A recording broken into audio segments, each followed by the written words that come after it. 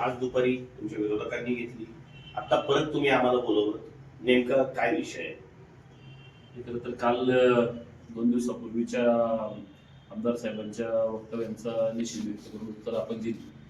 परंतु जे नव्यानं आज त्यांनी जे सातबाऱ्याच्या विषयी जे सांगितलं की सरपावती आणि त्याच्यामधून फसवणूक केली कोणा शेतकऱ्याची, तर त्या संबंधित महिलांना त्यांनी आज पत्रकार परिषदेमध्ये आणण्याचा प्रयत्न केला.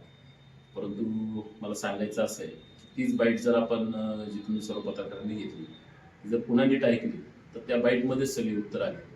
त्यांनी सांगितलं की खोटे ID कार्ड बनवून लोकांना फसवलं आणि त्या संबंधित महिला त्या ठिकाणी म्हणतायत की मला पहिल्यांदा वारसनोंदीसाठी आणि सक्सेशनसाठी मी सभापतीकडे गेले. सक्सेशन म्हणजे आपण जे वारसनोंदीसाठी सक्सेशन सर्टिफिकेट उपलब्ध करतो त्याकरता. परंतु त्याकरता जर ते माझ्याकडे आले तर नंतर त्यांच्याच बाईटमध्ये त्याच सांगतायत की आमचा व्यवहार ठरला, एवढ्या पैशाला ठरला, 61 लाखाला ठरला, पहिले 1 लाख रुपये दिले, नंतरचे 10 लाख रुपये, ते आरटीजीएस सांगतात. परंतु तोही डॉक्युमेंटचा चेकच आहे, ते काय आरटीजीएस नाहीये. म्हणजे तुम्हाला जर व्यवहारापोटी 11 लाख रुपये भेटले, जर तुमची वारस नोंद करायची, तुमच्या वारस नोंदीसाठी मी तुम्हाला कशाला 11 लाख रुपये दिले? तुमचा मला व्यवहार ठरला हे तुमच्या उत्तरातच स्पष्ट आहे. आणि व्यवहार ठरल्यानंतर एक दिवशी मी तुम्हाला पुरावा दाखवतो की संबंधित व्यक्ती त्याच व्यवहाराच्या करता, आता त्या व्यक्ती त्या क्षेत्रामध्ये अनेक त्या ठिकाणी वारस आहे, अनेक वारसांचा तो विस्तार आहे. परंतु त्यांचंच त्यावेळेसच क्षेत्र आता तुम्ही या व्हिडिओमध्ये पाहू शकता की ही संबंधित व्हिडिओ विद्यमान आमदारांच्या घरातली आहे. त्याच ठिकाणी ही व्यक्ती किती तारखेला गेलेली आहे ते या व्हिडिओमध्ये खाली आहे पेजवर, 7 सप्टेंबर रोजी. म्हणजे तुम्हाला स्वतःला सदरचं क्षेत्र करायचं होतं, सदरचं क्षेत्र एक करण्याकरता त्यांचा काही आपापसात व्यवहार ठरला असेल. परंतु ज्यावेळेस डॉक्युमेंट करायला गेले त्यावेळेस त्यांना कळालं की याच्यामध्ये तर रजिस्टर डॉक्युमेंट झालेले. त्यांना सुरुवातीला वाटलं की ही काही स्टॅम्प पेपरवरची सरपावती असेल तर मग आपण डॉक्युमेंट करूयात. मग त्यांनी ते रद्द करून मागण्याचा प्रयत्न केला. शेतकरी माझ्याकडे रद्द करून मागण्याकरता आल्यानंतर मी आश्चर्यचकित झालो की काय झालं, तुम्हाला अचानक का रद्द करायचं बाबा, पैसे कमी भेटले, काय अडचण आहे मला सांगा, वाढवून पाहिजे का काय पाहिजे? तर ते फक्त म्हणायचे रद्द करून पाहिजे. तर म्हणजे ठीक आहे, रद्द करून देऊ. परंतु तुम्ही ज्यावेळेस माझ्याकडे आला त्यावेळेस सदरचं क्षेत्र मी काय तुम्हाला शोधत आलो नव्हतो. त्या व्यक्तीचे मिस्टर माझ्या गावातले आहेत, ते राक्षे आडनावाचेच आहेत आणि म्हणून सदरची व्यक्ती माझ्याकडे आली. त्यावेळेस ती प्रॉपर्टी लिटिगेशनची होती. त्यांच्या वडिलांना म्हणजे 3 बायकांचा विस्तार आणि असं मोठा परिवार त्यामध्ये आहे. तेव्हा अनेक वारसांचा वाद, लिटिगेशनचं क्षेत्र असल्याने अनेक वारसांचा विषय होता. आणि त्यावेळेस यांना ज्यावेळेस तो मिटवायचा आहे तर मी म्हटलं मला जर बाकीचे वारस जुळले तरच सदरचं क्षेत्र मी विकत घेण्यास तयार आहे. मग इतर वारसांचंही ज्यावेळेस मी क्षेत्र घेतलं, त्यांचंही क्षेत्र त्यावेळेस घेतलं. जो काही व्यवहार ठरला त्या व्यवहार ठरलेल्या रकमेमध्ये प्रत्येकाला आपापसात जो काही व्यवहार ठरला त्या रकमेमध्ये ते साठेखत झालं, रजिस्टर झालं. आपण पाहू शकतो माझ्याकडे आता इथं रजिस्टर डॉक्युमेंट आहे, याची तुम्ही किंमत पाहू शकता. सरकारी किमतीपेक्षा जास्त किमतीमध्ये मी ते डॉक्युमेंट केले. आणि याच क्षेत्रामध्ये जर ते सांगतात की आम्हाला फसवून नेलं तर वारस नोंदीसाठी येताना बघू शकता इथं सुरुवातीला त्यांचं हे आहे, त्याच्यानंतर त्यांच्या पतीने देखील मान्यता दिली. मग वारस नोंदीला तुमच्या पतीची काय गरज आहे? त्याच्यामध्ये आपण पाहू शकता की जे भरणा तपशिलामध्ये जे चेक मी सांगितले ते पहिला चेक त्यांनी पास केलाय, दुसराही 10 लाखाचा जो चेक आहे तोही त्यांनी पास केलाय.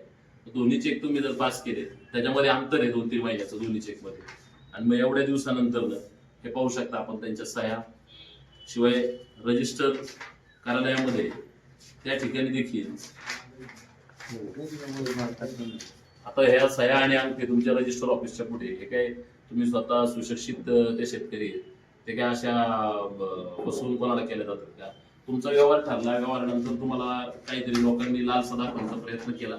मध्यंतरीच्या जिल्हा परिषदेच्या निवडणुका काळातच हे प्रकरण त्यांनी गाजवलं, परंतु त्याच्यामध्ये त्यांना काही फार यश आलं नाही. आणि त्यांना वाटलं की कुठेतरी अंकुश राक्ष यांचे व्यवहारातले पैसे अडकवून राहिले आणि मग त्यांची आर्थिक आपण कशी तरी अडकवणूक करू शकतो जेणेकरून तो निवडणुकीला अडचणी देईल. म्हणजे एखादी निवडणुकीला माणूस सामोरे जाताना मी काय माझा एखादा व्यवहार होईल त्या व्यवहारावर निवडणूक लढतो अशी काही परिस्थिती नसते. सदरच्या व्यक्तीबरोबर ठरलेला व्यवहार होता, व्यवहाराची रक्कमही त्यांनीच सांगितली आणि त्याच रकमेला तो सरकारी बाजारभावापेक्षा जास्त आधार मी दिलाय, जे रजिस्टर डॉक्युमेंट आहे त्याच्यामध्ये त्यांच्या सह्या, अंगठे, त्यांचे डॉक्युमेंट. आता अजून गोष्ट आपण पाहू शकतो, मी तुम्हाला दाखवतो. त्यांच्याच मिस्टरांनी मला बँक स्टेटमेंट पाठवले, सदरच्या व्यक्तीचं बँक अकाउंट पैसे पाठवण्याकरता. अजूनही मला वेळेनुसार आता ही सगळी कागदपत्र, संबंधित व्यक्ती त्यांचा मिस्टर आहे, त्यांच्याच मिस्टरने मला सगळी कागदपत्र, त्यांची ओळखपत्र सगळं पाठवले. सर्टिफिकेट, त्यांचं मृत्यूचं, हे त्यांचे बँकेचं पासबुक, जे अकाउंटवर पैसे त्यांना हवे होते, ते अकाउंट डिटेल्स पाहिजे, ते पाठवले. याच्या व्यतिरिक्त मला अजून वेळेनुसार बरेचसे त्यांचे चॅटिंग, बोलणं, बऱ्याच गोष्टी सादर करता येतील. आणि मी एवढा तरी काही कच्चा नाही की माझ्याच गावातल्या व्यक्तीला मी काही अशी फसवणूक करून कोणाचं डॉक्युमेंट करेल. आणि त्यांच्या बोलण्यातही कळलं की काय असं वयोवृद्ध व्यक्ती आहे का फसवणारी. तुम्ही वारस नोंदीला जाताय, मग तुम्ही रजिस्टर ऑफिसला आलात कशाला? वारस नोंदीला कोणी तुम्हाला पैसे देणार आहे का? तुम्ही जर पैसे घेतले, तुम्ही स्वतः सांगतायत आम्ही चेक भेटला 1 लाख, नंतर 10 लाख, तुमचे पुढचे पैसे तुम्हाला वारस नोंद तुम्ही तुमची करून घ्यायची, ती काही मी करून नाही घ्यायची, तुम्ही तुमची वारस नोंद करून घ्यायची, असं तुम्ही डॉक्युमेंट मध्ये दिलंय. आणि वारस नोंदीनंतर मग खरेदी खताच्या वेळी तुम्हाला पैसे मिळतील. खरेदी खत मी आजही करायला तयार आहे, तुम्ही वारस नोंद करावी, खरेदी खत करू. त्याच्यामध्ये मला काय ते क्षेत्र मी काही पुढचा व्यवहार पूर्ण करायला तयार नाही, अशी काही अडचण नाही. व्यवहार मी पूर्ण करायला 100% तयार आहे. परंतु त्यांना काहीतरी फसवण्यात येते की आता जसं मागाशी त्यांनी सांगितलं 10 कोटीची प्रॉपर्टी, माझं त्यांना आवड आहे, 10 कोटीची प्रॉपर्टी असेल ना, तुम्ही ते 10 कोटीचा व्यवहार लावा, मी डॉक्युमेंटला सायन देतो. वरचे 7-8 कोटी रुपये तुम्हाला ज्यांनी तुम्हाला मुलाखतीला मदत केली, ज्यांनी मार्गदर्शन केलं, त्यांच्यात वाटून घ्या, काही अडचण नाही. जर तिची खरंच एवढी प्रॉपर्टी असेल तर 70-80% रक्कम तुम्हाला घ्या, मला उरलेली रक्कम द्या नापा म्हणून. पण जर एवढीच त्याची परिस्थिती असेल तर मग सदरची गोष्ट मला वाटतं त्यांनी जो आरोप केला, मी त्यांना आवाहन केलं होतं की तुम्ही सौरंगी मंदिरावर शपथ घ्या. तर मला वाटलं होतं त्यांची तिथे श्रद्धा असेल, त्याऐवजी त्यांनी केविलवाला प्रयत्न केला आणि त्या प्रयत्नामध्येच त्यांचं अपयश दिसून आलं की त्या बाईटमध्ये सदरचं उत्तर करून आले की ती काही फसवणूक नाही, तो व्यवहार आहे. आणि व्यवहार प्रत्येक कार्यकर्ता त्याच्या जीवनामध्ये व्यवहार करणं ज्याचा त्याचा अधिकार आहे. मी रितसर व्यवहार केला, त्याच्यात कुठलीच कोणाची फसवणूक नाही, त्याचं मी खंडन करतो. अजून काय आपले प्रश्न असतील तुमचे? व्यवहार रद्द केला, रद्द झाला नाही, व्यवहार रद्द वगैरे काही नाही केला. व्यवहार रद्द काही नाही केला. सदरच्या व्यक्तीचे वडील हे मयत आहे, त्यांची अजून वारस पण लागायची बाकी आहे. त्यामुळं सध्या फक्त रजिस्टर साठेकर पॉवर पेट्रोल झालेली आहे, म्हणजे कुलमुक्ती अर्पत्र आणि साठेकर. आता त्याच्यामध्ये इतरही वारस, आणि ते जे सांगितलं त्यांनी 114 गुंठ्याचं, तो फक्त 37 गुंठ्याचा विषय. तुम्ही याच्यात बघू शकता क्षेत्रफळ किती दिले. तुम्ही तेवढं घेतलंय का? हो, तेवढंच क्षेत्र मी घेतलेलं आहे. 114 गुंठे वगैरे काही मी काही घेतलेलं नाही. त्यांचा आरोप आहे 114 गुंठे तुम्ही घेतलंय. नाही, इथं डॉक्युमेंट 10 लाखाचं काहीतरी पेमेंट केलंय. 11 लाख रुपयाचं पेमेंट, 2 चेक आहेत. काही कॅश पण केलं वाटतं. नाही, 11 लाख रुपयाचं एक, पहिला 1 लाखाचा चेक, दुसरा 10 लाखाचा चेक. दोन्ही चेक त्यांनी वटवले. दोन्ही चेक मध्ये 2-3 महिन्याचं अंतर आहे. दोन्ही चेक पास झाले. आणि ज्यावेळेस ते सांगतात पैसे, तिथंच फसवणुकीचा विषय संपला ना. हा व्यवहार आहे, हे पुढे आला. त्यांनी काय सांगण्याचा प्रयत्न केला होता की वारस नोंदीच्या नावाखाली आम्हाला खोट्या सह्या घ्या. पण तुम्ही वारस नोंदीला तुम्हाला कोण पैसे देतं का? तुम्ही जर वारस नोंदीला आलात तर पैसे कशाचे घेऊन घ्या? आणि वारस नोंद रजिस्टर ऑफिसला होती का? इथंच ते कळालं. बरेच पैसे अकाउंटवर टाकले, पण नाही, चेक आहेत ते चेक त्यांनी वटवले. बळच वगैरे टाकल्याने मी दाखवले ना मगाशी. आरटीजीएस नाही केलं, तो चेक आहे. चेक नंबर पण तुम्हाला सांगतो. आरटीजीएस वगैरे काही केलेलं नाही. पहिल्या याच्यामध्ये 001 नंबरचा चेक आहे माझ्या पत्नीच्या अकाउंटचा. दुसरा चेक 002 नंबरचा चेक, आणि हा चेक वाटलाय त्यांच्या बँक स्टेटमेंटला, ते चेक करू शकतो. तो काही आरटीजीएस वगैरे नाही केलेलं. आणि विषय असा आहे महत्वाचा की तुम्ही सांगताय ना वारस नोंदीसाठी आला, आणि वारस नोंदीच्या वेळेस चेक कशाचे घेतले? वारस नोंद करायला काही समोरचा माणूस तुम्हाला पैसे देणार आहे? वारस नोंदीत तुम्ही तलाठी ऑफिस जाऊन वारस नोंद करायची असते. तुम्ही व्यवहार करायला आला, तुमची जागा विकली, तुम्ही तुमच्या अजूनची जागा तुमच्या नावावर होण्यापूर्वी तुम्ही विकली, तिचा जो तुम्हाला बाजार भावानुसार माल पाहिजे होता आणि सरकारी किमतीपेक्षा जास्त दराने मी घेतली, ते आपण पाहू शकतो. आहे ना, तुम्ही फसवणूक केली. कशी या फसवणूक? संदर्भात तुमचं मत मांडा. नाही, तर स्पष्ट म्हणणे, त्यांचं जे म्हणणे होतं की फसवणूक काय केली, आता ते सांगतायत की वारस नोंदीच्या नावाखाली डॉक्युमेंट. हो. वारस नोंदीच्या नावाखाली डॉक्युमेंट जर केलं असेल तर चेक कशाचे नेले तुम्ही? समजा मी तुमची वारस नोंद करण्याकरता येतोय, तुम्ही वारस नोंद तलाठी करण्यात करता, त्याच्याबद्दल काय तलाठी तुम्हाला पैसे देणार आहे का? तुम्ही जर पैसे नेले तर तुम्ही व्यवहार केलाय, आणि त्यांनीच त्यांच्या मुलाखतीत सांगितले ना, रकमा सांगितली 160 लाख व्यवहार करणार एवढे. रकमा तुम्ही सांगितलं म्हणजे तुम्ही द्या. आता तुम्ही मला, मी मोबाईलवर आता 5 मिनिटापूर्वी दाखवलं, त्यांनीच त्यांचं बँक स्टेटमेंट मला, बँकेचे डिटेल्स टाकले. मग तुम्ही बँकेचे डिटेल्स वारस नोंदी करता मला दिली का? वारस नोंदीला बँकेचे डिटेल्स कशाला लागतात? बरं, तुम्ही वारस नोंदीला आलात, मग तुमचा पती काय वारस आहे का? तुमच्या पतीने डॉक्युमेंटला मान्यता का दिली? त्याचे पण रजिस्टर ऑफिस पुढे सह्या त्या ठिकाणी आहेत, फोटो आहे, आमटा आहे, त्यांचाही आहेत आणि त्याही सुशिक्षित आहेत. त्या काय अडाणी आहेत असं काही नाही. हा फक्त एक राजकीय जिल्हा परिषदेच्या निवडणुकीमध्ये माझ्या पुढे बनाव करण्याकरता किंवा बदनामी करण्याकरता एक षडयंत्र त्या काळात त्यांनी रचलं, जे त्यावेळेस असफल झालं. आता परत आमदार साहेब बोलून गेले, त्यामुळे त्यांना पुढे काहीतरी आणायचं होतं म्हणून तो एक छोटासा प्रयत्न त्यांनी केला, पण याच्यात काहीच नाही. ते त्याच मुद्द्यावरती दिसते. आता ते साठेकत आहे, सरळ सरळ तो व्यवहाराचा भाग आहे आणि व्यवहार मी पूर्ण करण्यास त्यांना तयार आहे. त्यांना त्या व्यवहारात नामंजुरी असेल तर ते त्यांची हरकत घेऊ शकतात. अजून तो वारस नोंदीवरती पेंडिंग आहे. वारस नोंद त्याच्यात अनेक वारस आहेत, त्या वारसांमध्ये आपापसातला वाद चालू आहे. तो महसूल डिपार्टमेंटमध्ये अजून त्याचा निकाल लागायचं पेंडिंग आहे. या सगळ्यानंतर मी कालही तुम्हाला विचारण्याचा प्रयत्न केला, अनेक विरोधक आहेत त्यांच्याकडे, पण त्यांनी तुम्हालाच का टार्गेट केलं? आता हा प्रश्न खरं तर याचं उत्तर आमदार साहेब देऊ शकतील. मी सांगितलं की कधी कधी माणसाला काही लोकांची भीती वाटते, त्यांना किंवा मी म्हटलं की त्यांना मला मोठं करायचं काहीतरी त्यांचं स्वप्न असेल, काही वेळेस बोलून दुसऱ्याला मोठं करण्याचा एक प्रयत्न असतो, किंवा कोणीच नसेल म्हणून त्यांना बोलायचं वाटलं, किंवा त्यांना माझी खरंच भीती वाटत असेल. मला तरी वैयक्तिक असं वाटतंय की त्यांना असं वाटलेलं की आपले सदस्य फुटतात की काय. आणि दुसरं मी कालही सांगितलं की जिल्हा परिषदच्या गटामध्ये जरी मी पराभूत झालो असलो, आता आज ते म्हणाले की पराभूत उमेदवार, पण मला 13,500 अधिक मतं माझ्या पत्नीला पडली. म्हणजे माझ्या मागे काही समाज नाही, जनता नाही असं नाही.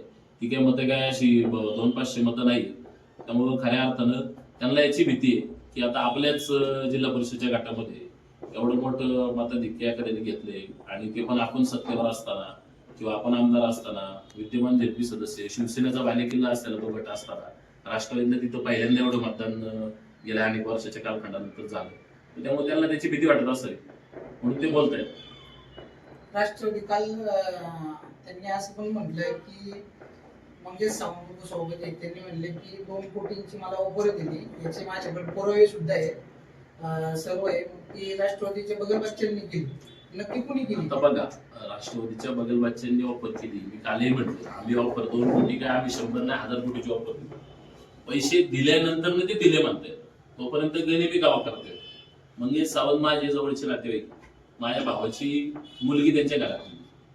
आता माझा नातेवाईक उपसभापती झाला, मला आनंद आहे. काहीतरी गनिमी गाव केला, त्यांना वाटलं असं मंगेश सावंत फुटतात की काय, आणि मंगेश सावंतांना मिळालेली ऑफर.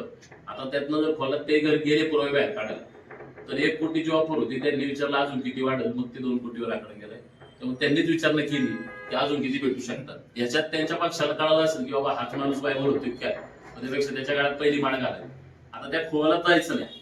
ऑफर कुणी दिली, काय दिली, त्याच्यापेक्षा मी तर म्हणतो मी अजून ऑफर दिली. मी तुम्हाला पैसे दिल्यानंतर मी अपराधी, तोपर्यंत मी माझं राजकारण गनिमी गावाले किंवा मी माझ्या पार्टीचे कार्यकर्ते करतील. आणि फोडाफोडी जर तुम्ही नाही केली तर कृषी उत्पन्न बाजार समितीला 11 संचालक राष्ट्रवादी काँग्रेसच्या विचारांचे आले होते, सन्माननीय दिलीप अण्णांच्या नेतृत्वाखाली निवडून आले होते. तुम्ही त्यावेळेस का फोडाफोडी केली? त्यावेळेस ही घोडेबाजार होऊन संचालक फुटले ना, आज तुम्ही तिथं नवीन सभापती बसवले, उपसभापती बसवले. तुम्ही हे राजकारण तालुक्यात याच पंचवार्षिक मध्ये केले, आणि तुम्ही जे केलं तेच करण्याचा प्रयत्न जर कोणी केला तर जो तो पक्ष ज्याची त्याची सत्ता आणण्याकरता प्रयत्न करतो. उलट तुम्हाला शुभेच्छा आहे. मी कालही म्हणालो की 9 सदस्य तुमचे गुन्ह्या गोविंदाने राहावेत, तुमची सत्ता 5 वर्ष अबाधित राहावी. आमच्या तुम्हाला भरभरून शुभेच्छा आहेत. चांगली कामं करा, चांगल्या कामांचा अंकुश राक्षे नेहमी पुढे येऊन कौतुक करत. विरोधाला विरोध म्हणून विरोध करणारा मी कार्यकर्ता आहे, माझा पक्षही नाही. तुम्ही जे चांगले ठराव आणले तर त्याच्या पुढे पंचायत समितीला आमचेही सदस्य तुम्हाला मदत करेल, आम्ही तुम्हाला मदत करण्याचा प्रयत्न करू. त्याच्यामध्ये काय आम्हाला त्या सदस्यांवर टीका करायची नाही.